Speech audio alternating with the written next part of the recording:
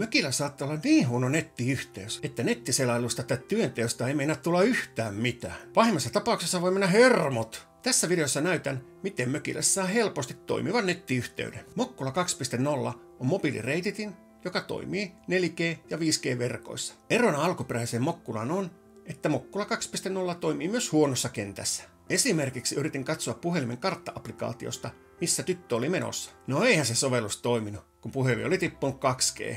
Meinas vähän ahistaa, kun ei tiennyt missä tyttö on. Mutta heti, kun yhdistin puhelimen Mokkula 2.0, yhteys palasi ja sovellus näytti missä hän oli. Yhteisongelmissa Mokkula 2.0 voi siis auttaa huomattavasti. Mokkula 2.0 jakaa netin puhelimeen, tablettiin, läppäriin, oikeastaan mihin vaan wifi-laitteeseen. Kokeillaan sitten nopeustestiä huonossa kentässä. Puhelin ei meinaa saada yhteyttä aluksi ollenkaan. Ja sitten kun sai, lähetysnopeus oli todella olematon. Puhelimen alhainen lähetysnopeus aiheuttaa esimerkiksi puheluiden katkeamista ja applikaatioiden hidasta toimintaa. Mokkula 2 saa yhteyden heti. Latausnopeus on 5-kertainen ja lähetysnopeus 43-kertainen. Mokkula 2.0 voit siis saada varmemman ja nopeamman yhteyden huonossa kentässä. Mökillä saat kiinnitettyä Mokkula 2.0 esimerkiksi ikkunaan magneetin avulla. Ikkunan läheisyydessä saa yleensä parhaan yhteyden. Koska Mokkula 2 on puhelimen kokoinen laite, se on helppo ottaa mukaan mökille, autoon, junaan, oikeastaan mihin vaan. Käy tutustumassa toimivaksi testattuun Mokkula 2.0